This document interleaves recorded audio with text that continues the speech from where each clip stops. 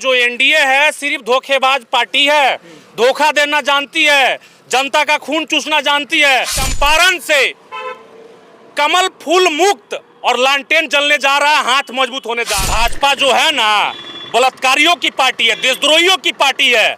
उसमें जितना अगर गलत काम करता है वहीं जाके भाजपा में शामिल हो जाता है। बाकी है और आने वाला तेजस्वी जी का सरकार अभी बाकी है। हम लोग ओबीसी समाज से आते हैं। अगर आप हम लोग के आरक्षण को हटाने का बात करिएगा तो हम लोग सरकार उखाड़ के फेंक देंगे। आप सभी जानते हैं बिहार में लोकसभा चुनाव है और चुनाव को लेके यहाँ पे एक तरफ महागठबंधन है तो दूसरी तरफ एनडीए। अभी मैं वाल्मीकि नगर संसदीय क्षेत्र में मौजूद हूँ और यहाँ पे आज दीपक यादव नामांकन करने वाले हैं और समर्थकों का यहाँ पे देख सकते हैं भीड़ उमड़ पड़ा हुआ है। तो अभी दीपक यादव लौरिया से सनिचरी की तरफ आ रहे हैं और मैं अभी सनिचरी चौक पे मौजूद हूँ। यहाँ पे मुकेश यादव जी मौजूद हैं जो कि पूर्व जिला अध्यक्ष रह चुके हैं और अभी प्रदेश महासचिव के पद पे नियुक्त हैं। इनसे हम बातें करने का प्रयास करेंगे। आज जो नामांकन प्रक्रिया शुरू हो रही है, आज के बाद से क्या लगता है? अभी एक तरफ एनडीए है तो दूसरी तरफ महागठबंधन और कहीं ना कहीं एनडीए भी अपने कार्यकर्ताओं के साथ क्षेत्र भ्रमण कर रही है। दूसरी ओर दीपक यादव भी लगातार 5 साल से क्षेत्र में बने हुए हैं। क्या कहिएगा? देखिए, सबसे पहले है जो एनडीए है सिर्फ धोखेबाज पार्टी है, धोखा देना जानती है, जनता का खून चूसना जानती है। वहीं दीपक यादव पहले एनडीए में थे, जब उनका सारा खून चूस लिया, सारा उनके धोखे देकर और आज उनको बरगड़ाने का काम किए, तो हमारे लालू प्रसाद यादव जी राष्ट्रीय जनता दल के राष्ट्रीय अध्यक्ष उनको टिकट देकर और जनता के बीच में सेवा करने के लिए भेजे हैं।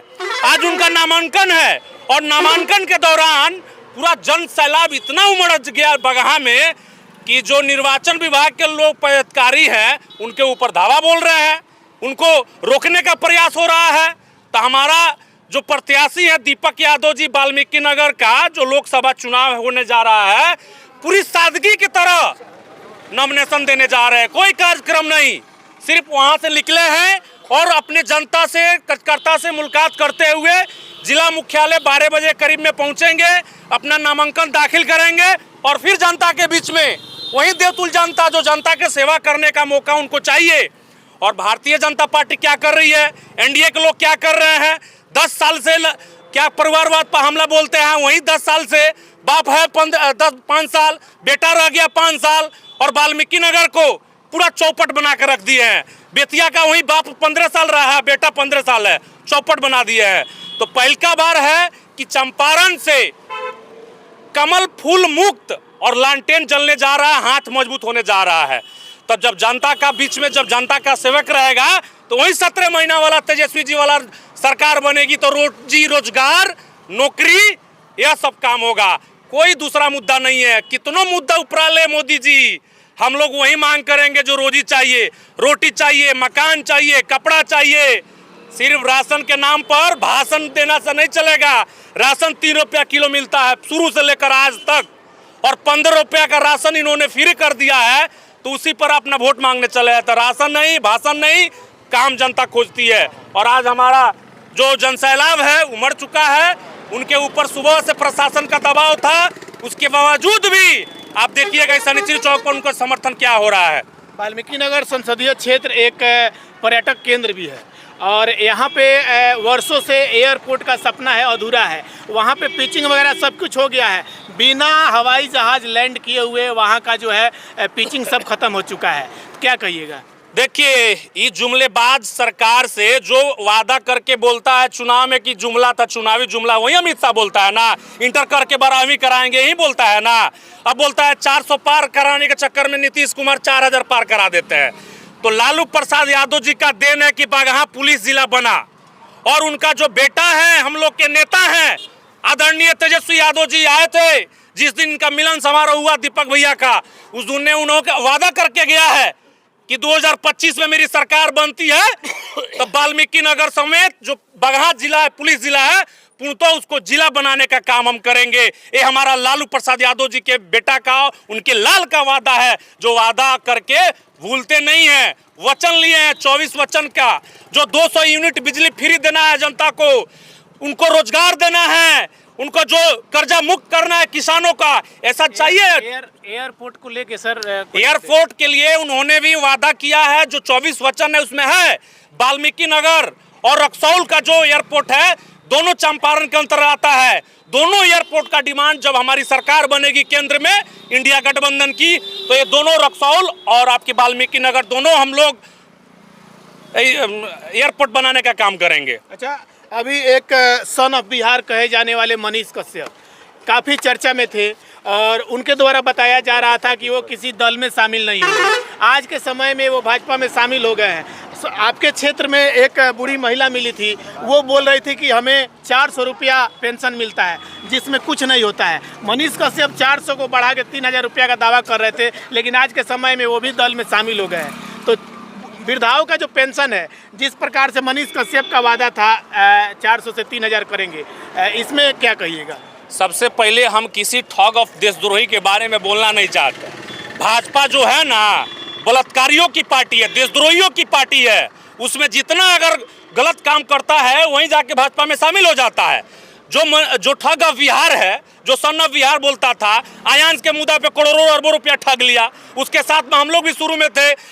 जीएम कॉलेज का लाखों युवाओं को ठगने का काम किया, उसको नामांकन कराने के लिए लाखों रुपया लेकर फरार हो गया। जो अभी काम कर रहा था कि हम पत्रकार जो है, कुछ आप लोग जैसे पत्रकार पर, जो ईमानदार पत्रकार उनके ऊपर आरोप लगा रहा था ठग ऑफ बिहार कि कुछ पत्रकार बिक जाते हैं सत्ता के हाथों, वो आवाज बुलंद नहीं कर पाते हैं। हम आवाज बुलंद करेंगे और चंद रुपयों के लिए, चंद पद के लिए खुद अपने आप को बेचने वाला वो खुद पत्रकार बन रहा था। तो वो क्या बदलाव करेगा, वो क्या वादा करेगा? तेजस्वी जी वादा जो किए थे, स्वास्थ्य विभाग में जो आशाएं काम कर रही है, आंगनबाड़ी सेविका काम कर रही है, सबका सैलरी डबल करने का काम किए। चाहे विकास मित्र हो, चाहे कितने कर्मचारी है जिनका रुपया डबल करने का काम किए 17 महीना में।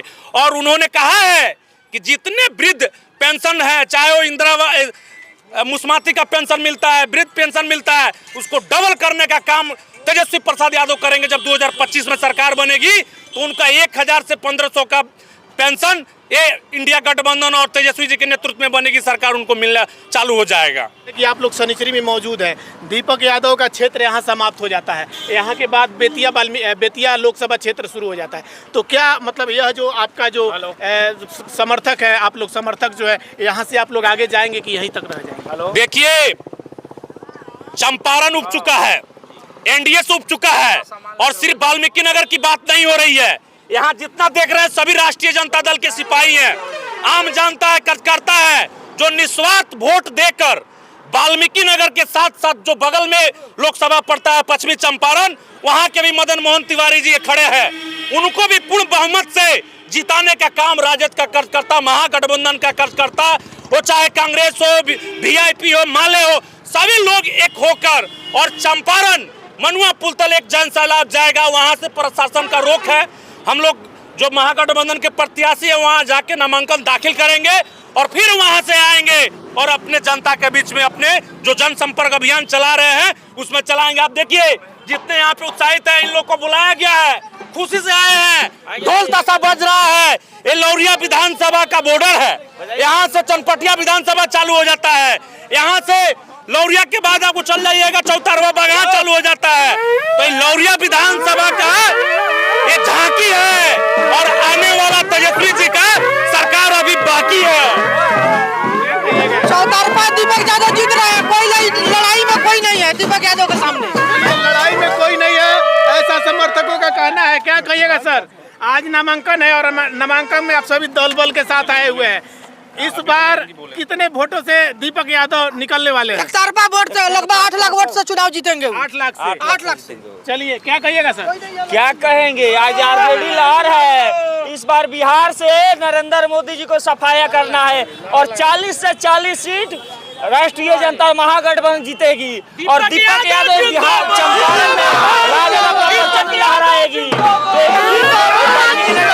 सांसद पूछो है उसका सकते हैं किस प्रकार अभी भी समझ में आ रहा है कि शक है, कहीं शक नहीं है। हम लोग जीत चुके हैं चुनाव, अभी देख रहे हैं, आप देख रहे हैं। अमित शाह एक बयान दिए हैं कि ओबीसी एसटी का आरक्षण जो हम आएंगे गवर्नमेंट में, देखिए आरक्षण पर हमेशा सवाल उठता रहा है और बिहार में जात पात की राजनीति होती रही है और आरक्षण को लेकर जिस प्रकार से हमेशा से कहीं ना कहीं आरक्षण को खत्म करने की जो बात की जा रही थी वो विपक्षी दल के नेताओं के द्वारा भी इस पर आवाज उठाया गया था। हम लोग ओबीसी समाज से आते हैं, अगर आप हम लोग के आरक्षण को हटाने का बात करिएगा तो हम लोग सरकार उखाड़ के फेंक देंगे। और हम एक किसान का बेटा है, ठीक है, पहले यूरिया मिलता था 400, ठीक है, 450 उस पर प्रिंट होता था। कांग्रेस बोलती थी कि इसमें 400 में मतलब ले लीजिए। इस टाइम बीजेपी, ठीक है, सबसे ईमानदार पार्टी आई है, वो उस पर लिख रही है 1200 रुपया और सब्सिडी दे के दे रही है 1200 में, 2100-2200 रुपया प्राइस लिख रही है, ठीक है। तो बताइए किसान, गरीब और एसटी ओबीसी कहाँ जाए? वो अपना नेता लालू यादव को मानती है और लालू यादव ही जीतेंगे। राहुल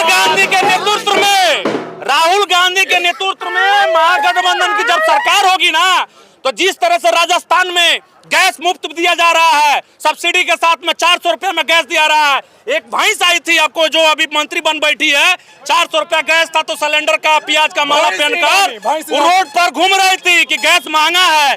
आज 900 रुपया 1200 रुपया गैस मिल रहा था और 100 रुपया उसको कम कर दिए।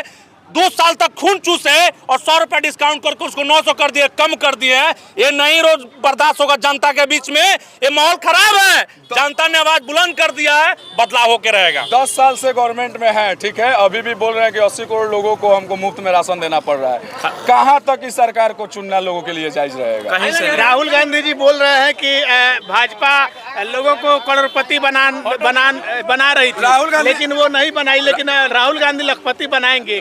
इसमें कितनी सच्चाई होगी? राहुल गांधी का बयान देखिए, राहुल गांधी गरीबों के लिए हैं, गरीब उनसे है और वो गरीबों से हैं। बीजेपी 2% बस अमीरों की, उद्योगपतियों की गवर्नमेंट है बस। तो चलिए, इस प्रकार से जितने भी समर्थक हैं इन लोगों के द्वारा जो भी प्रतिक्रिया दी गई आप लोगों ने सुना। आपका क्या राय है कमेंट करके जरूर